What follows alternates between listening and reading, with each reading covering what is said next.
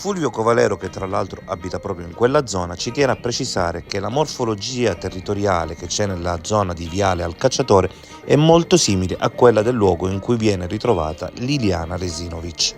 Torniamo allora alla famosa lite che avvenne proprio in quel punto. Infatti Fulvio ci dice che avvenne in Viale al Cacciatore. Perché cosa c'è di particolare in tutto ciò? Intanto che è un luogo isolato, intanto che è un luogo vicino all'abitazione di Liliana e intanto che è un luogo anche vicino a dove verrà ritrovata l'ex OPP. C'è anche però una ulteriore coincidenza: se voi vi trovaste al centro commerciale Zazzeron di Cattinara e voleste andare alla pescheria di Via Giulia, ovvero ciò che farà Sebastiano Visintin, il navigatore vi farà passare proprio dal Viale al Cacciatore, quindi vi trovereste intorno alle 8:40, 8:45 dove queste persone stanno litigando. Questa è la sventura che tocca a Sebastiano quella mattina, perché Sebastiano fa proprio questa tratta e, come vedete dal navigatore, si troverebbe, secondo il percorso più logico e breve, a passare proprio da quel punto. Tuttavia Sebastiano, passando da quel punto, non noterà la lite perché non la riporterà.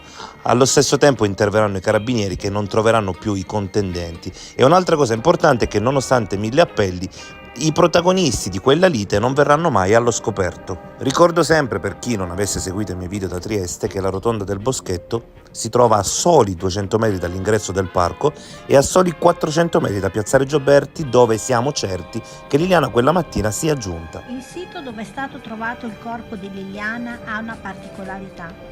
Quell'area era in origine completamente recintata, in quanto fortemente inquinata, e solo un'azione vandalica ha permesso di poterci entrare. Pertanto, nelle analisi sulle scarpe, al di là di foglie di fico e aghi di pino, dovrebbero cercare le tracce delle sostanze inquinanti. Se ci sono, sarebbero una prova che Liliana ha calpestato quel suolo. Altrimenti meglio cercare altrove, ad esempio lungo il Viale al Cacciatore, dove il fondo è molto simile e oltretutto quella maledetta mattina si sono sentite le voci alterate di un uomo e di una donna. Questo è quanto ho scritto ieri sera a Eder. Questo è anche quanto ho dichiarato in un lungo servizio televisivo, registrato a inizio settimana, dove facevo notare che, partendo da Piazzale Gioberti, percorsi 700 metri del Viale Raffaello Sanzio, giunti alla rotonda del Boschetto, si può invertire la marcia e risalire il Viale al Cacciatore, dove a bordo strada il suolo appare molto simile al luogo dove è stato ritrovato il corpo. Nei primi 1500 di questo percorso, ma più in basso, ci sono delle abitazioni, dove un residente nella mattina del 14 dicembre ha sentito un uomo e una donna litigare e lo ha segnalato in questura. Non è da escludere che fossero Liliana e chi c'era con lei. Se così fosse, è possibile che quel violento litigio abbia provocato lo scompenso cardiaco. Fulvio Covalero ci disse che in Viale al Cacciatore c'era stata una lite di cui si era ampiamente parlato. Quello era un punto molto importante perché era vicino alla rotonda del Boschetto, ma era un punto anche molto importante perché vicinissimo a via Pindemonte, dove si sostenne Claudio Sterpin fosse nel periodo di Natale. Allora, se la lite era stata in Viale al Cacciatore, Claudio Sterpin era probabilmente coinvolto, oppure altri due uomini, perché quel punto si trovava anche nel tragitto che quella mattina veniva compiuto da Gabriella e Salvo, che stavano andando in piscina. Quindi Viale al Cacciatore è un punto abbastanza strategico, non sicuramente sul percorso di Sebastiano. Poi il discorso di questa lite venne smontato quando Iva parlò di una ulteriore lite successa sempre nello stesso condominio, nello stesso stabile, dicendo anche che erano state identificate le persone coinvolte in questa lite. Non si trattava al 100% di Liliana. Secondo quanto raccontato da Visintin, la mattina del 14 dicembre Liliana Resinovic avrebbe dovuto raggiungere un'abitazione nella quale lavorava come domestica. Alle 8:22 la donna riferisce al telefono di essere leggermente in ritardo e di dover prima passare presso un negozio di telefonia, poi chiude la conversazione ed esce di casa. Da quel momento, però, di Liliana si sono perse completamente le tracce. I 2 cellulari e un estratto conto della carta di credito di Resinovic vengono ritrovati nell'abitazione. La donna sarebbe quindi uscita senza portare con sé il telefono. In via Verrocchio sono stati ritrovati il 23 dicembre anche gli occhiali e il portafogli. La mattina della scomparsa di Liliana, il marito Sebastiano sarebbe uscito in bici per provare una GoPro nuova. La donna si sarebbe quindi allontanata nel corso dell'ora in cui Visintina era fuori casa. Gli investigatori gravitano attorno al bosco vicino l'ex cava Fattanoni dove, secondo quanto riferito da un testimone, una coppia litigava ad alta voce nelle prime ore di quella mattina.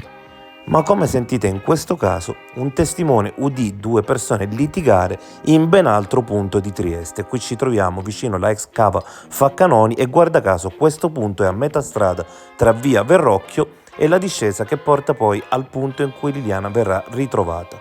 Vi faccio vedere da qui. Tra l'altro, se Sebastiano va a fare le pescherie di Opicina e Cattinara sale da via Verrocchio e questo è proprio un punto compatibile con quel percorso, ma a prescindere da questo, in ogni caso l'idea che dà è che qualcuno prenda a bordo Liliana, vada verso su, quindi nella zona priva di telecamere, e alla prima diramazione sulla destra si butti per fare una chiacchieratina con lei. E lì appunto dei testimoni sentiranno queste urla. Ci troviamo a 1,1 km dalla casa di Liliana. Se in questo momento fosse accaduto quello che si prefigura Covalero, ovvero una lite degenerata, occultare il corpo sarebbe difficoltoso perché ci sono appunto delle case, tra cui l'abitante che ha udito la lite. Cosa fare allora? Ripartire verso Trieste e scendere. E guarda caso dove vi trovereste? Esattamente all'altezza di Porta Gaffori, 1,4 km e poi inizia la discesa, solo 160 metri per arrivare nel punto specifico in cui il corpo di Liliana sarà ritrovato. A questo punto quindi la domanda legittima è: non è che quel giorno ci furono due liti, una che non c'entrava assolutamente nulla in zona viale al Cacciatore e una invece molto più attinente alla nostra vicenda nella zona della ex cava Faccanoni? E guarda caso colui che ci tiene lontano dalla ex cava Faccanoni ma ci avvicina a viale al Cacciatore ci illustrerà adesso la zona della cava, quella di cui lui però non ci ha parlato. Sì, perché qualcuno avrebbe anche potuto dire che forse Fulvio non ha parlato di questa zona perché non la conosceva, e invece Fulvio la conosceva e meglio probabilmente di chiunque altro. Una delle domande che quindi ci si potrebbe anche porre è che forse Liliana quella mattina prese mezz'ora di tempo da Claudio proprio per parlare 4 minuti di come riutilizzare lo spazio della ex cava Faccanoni, magari proprio con Fulvio.